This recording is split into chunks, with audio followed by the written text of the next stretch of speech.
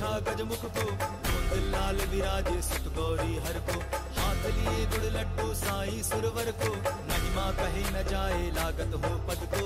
जय देव जय देव जय जय जी गणराज विद्या सुखदाता, धन्य तुम्हारो दर्शन मेरा मन रमता। जय देव जय देव। नमस्कार, लयभारीमध्ये आपल्या सगळ्यांचं स्वागत। मी सुचित्रा पेडणेकर। आज आपण निवृत्त IAS अधिकारी प्रभाकर देशमुख यांच्या घरी आलोय। त्यांच्यासोबत त्यांच्या अर्धांगिनी अनुराधा मामसुद आहेत। खरं तर दरवर्षीप्रमाणे यंदा सुद्धा देशमुखांच्या घरी बप्पा विराजमान झालाय। त्यानिमित्त आज आपण त्यांच्याशी गप्पा मारणार आहे। चला तर मग।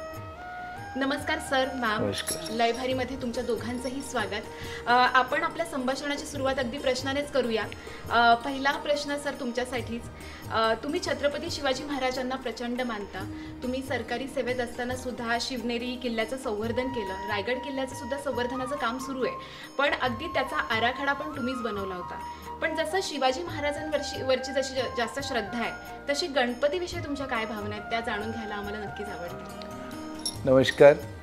छत्रपती शिवाजी महाराज माझं श्रद्धास्थान आहे, ते माझं दैवत आहे। कष्टकरी सर्वसामान्य माणसांना रयतेचं राज्य छत्रपती शिवरायांनी निर्माण करून दिलं।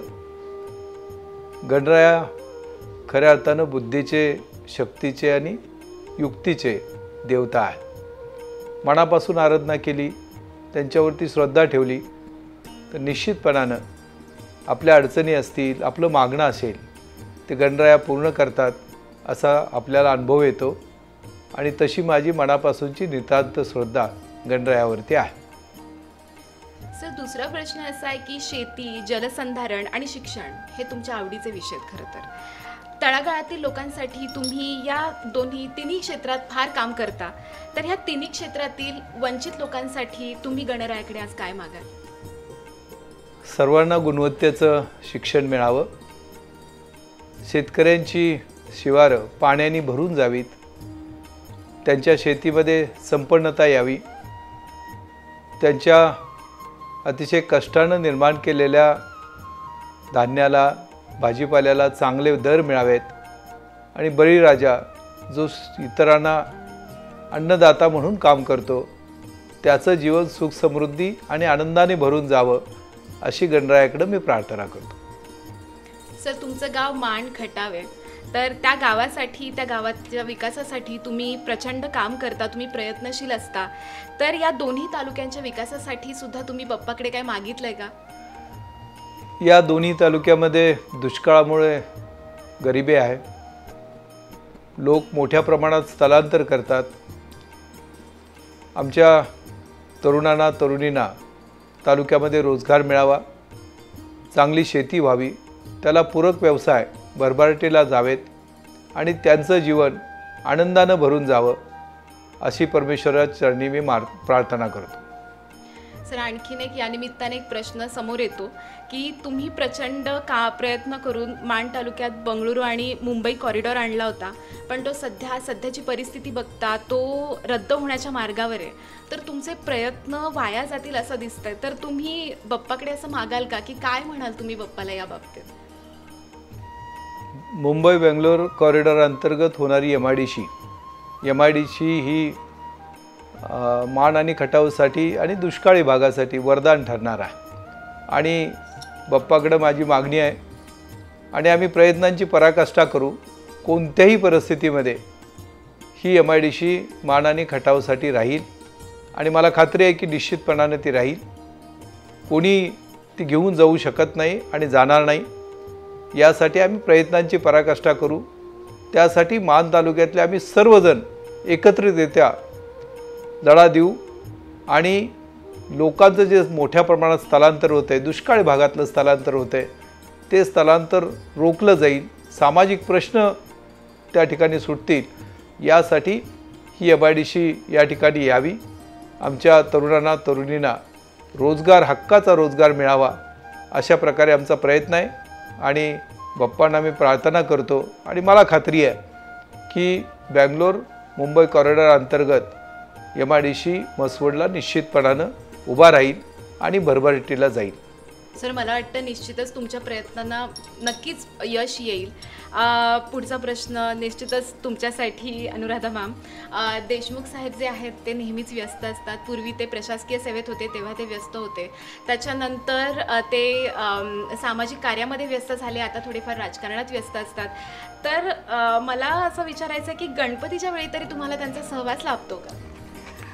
नमस्ते. देशमुख साहेब तसे कुटुंबवत्सल आहेत आणि ज्याला ज्या वेळेला टाईम पाहिजे त्यावेळेला ते देतात. म्हणजे त्यांचे आईवडील असतील, जेव्हा आईवडिलांना टाईम द्यायची गरज आहे त्यावेळेला त्यांनी वेळ दिलेला आहे. माझ्यासाठी जेव्हा वेळ द्यायची गरज आहे तेव्हा स्पेसिफिकली माझ्यासाठी वेळ देतात ते. आणि जेव्हा घरी आपल्याकडे देव येतात किंवा दिवाळी असते, दसरा असेल, असे जे आपले सण आहेत त्याच्यासाठी ते आवर्जून घरी उपस्थित असतातच आणि जो पाहिजे तो वेळ ते सगळ्यांना देतात. ही खरं तर मोठी गोष्ट म्हणायला हवी, कारण ते वेळ काढतायत आणि वेळ देत आहेत. खरंच खूप छान आहे. पुढचा प्रश्न असा आहे की तुम्ही स्वतः गृहिणी आहात, तर गणेशोत्सवाच्या काळात कुटुंब पाहुणे रावणे खूप येतात, तर त्यांच्यासोबत तुम्ही हा सण कसा साजरा करता? हा सण आम्ही खूप उत्साहात साजरा करतो. हा आमच्या कुटुंबातला सण आहे. उद्या माझे मोठे दीर, जाऊबाई, लहान दीर, जाऊबाई, दीरांची मुलं मुली, माझी मुलं मुली, जावई सगळे उद्या येतात सणासाठी, हळदी कुंकवासाठी त्यांच्या घरचे येतात सगळे आणि खूप उत्साहात हा सण आम्ही साजरा करतो. पुढचा प्रश्न असा आहे की गणपतीविषयी तुम्हाला लहानपणापासूनचे ते आत्तापासूनचे काय श्रद्धा आहे त्याच्याविषयी? माहेरी पण पूर्वापार जे गणपती प्रतिष्ठापन आपण करतो ते चालत आलेलं व्रत आहे. लहानपणापासून ते पाहिलेलं आहे.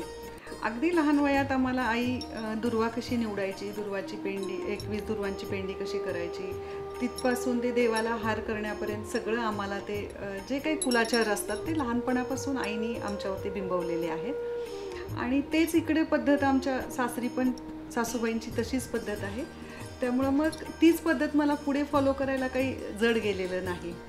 तर त्यामुळे आम्ही जे लहानपणापासून पाहिलं आणि इकडे जे करते तर ते सगळं उत्साहात आणि धुमधडाक्यात आम्ही करतो सगळेजण. तर असे हे देशमुख कुटुंबीय प्रभाकर सर आणि अनुराधा मॅम.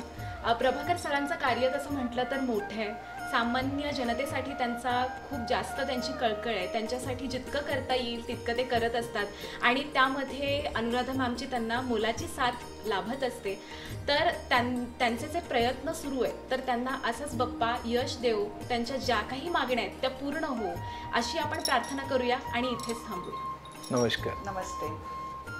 अशाच आणखी महत्त्वाच्या घडामोडींसाठी लयभारीच्या यूट्यूब आणि फेसबुक पेजला लाईक, शेअर आणि सबस्क्राईब करा.